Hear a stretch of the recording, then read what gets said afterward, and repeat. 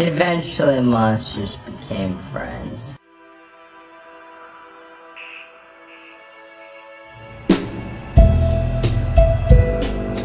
We make monsters for a living.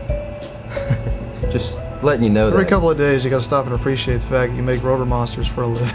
When I was a little kid, I was really afraid of the dark, and like one time when I was 5 years old, we went to this Halloween party or whatever, and there was a piñata, just like a devil piñata or whatever, you know, and wound up beating it up, and I got the head, and I kept the head of this thing, and you know, when I was 5 years old, I needed to go get a glass of water or whatever. I was afraid of the monsters in the hallway, so I put the piñata head on and go around the hallway thinking that the monsters would think that I was a monster. The big difference there is he was afraid of the monsters in the hallway, and I was looking for the monsters in the hallway in the middle of the night. Eventually, monsters became friends. Wes and I met at LSU. We were both students. We weren't even in the same department. We were in the same department, but I was doing all of my... I think I came over to your apartment to use some of your tools or something. Yeah, I made a costume for a convention. Somebody hired me to do a costume for a convention, which was probably a year previous. Yeah. And yeah, I met you then. You were looking for somebody that did foam latex, and I just started doing foam for the gate. I met you then, didn't take you seriously, and then a year after that, started hanging out. Yeah, I think I just started hanging around with you. Both of us had previous knowledge and interest in making monsters and doing special effects and makeup and all of that kind of stuff. We both had about 10 years of experience. I think the story is we pretty much spent a huge chunk of our life teaching ourselves how to do everything we do now, expecting that we'd have to know everything to get a job doing it, and then realize that we had actually almost taught ourselves too much. Because when you go to LA, when you work in a prop shop, you're either a mold maker, a sculptor, a painter, or a caster. You do like one thing, one or two things. Forever, you know, and we knew so much of everything across the board that we really did know too much, and we were never going to earn what we were worth working for anybody else once we got back, or if we ever went to go work at LA. So we just kind of started this thing up, and it kind of started as a passing, you know, hey, do you think you want to, maybe before you go off to Savini school, you know, start a business?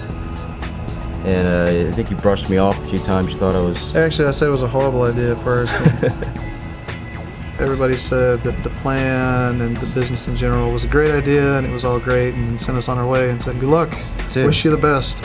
We were able to start up by the graces of just personal contacts, people we knew that... Family and friends. Yeah, family and friends that just thought we would do well and believed in us enough. Stuck a little bit out for us. Yeah. What we actually are is props.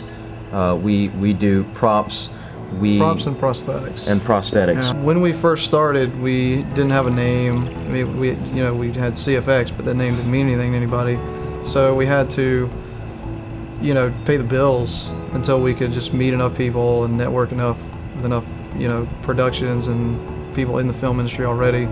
So we made haunted house products, did work for local artists, mold making, sculpture, things like that. I mean, that's what kept us open to begin with, before we actually got our name out and started getting more film related jobs. There's movies that need work and they need it now, and they're happy that we're here.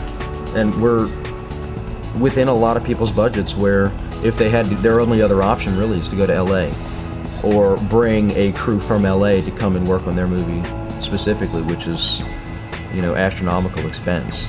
Well, another good thing about us here is not only that we're local and they get it sooner and they can actually see it before they get it while it's being made. We're accessible. Well, we're accessible. It's also, I mean, our costs can be lower because operating expenses are lower in Louisiana.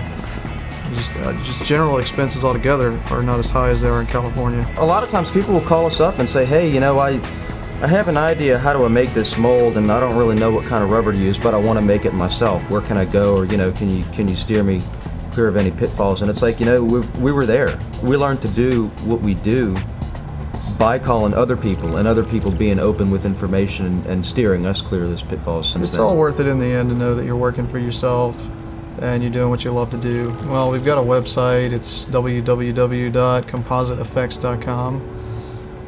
Email is info@compositeeffects.com, and our office number here is 225-756-7875. 225-756-7875.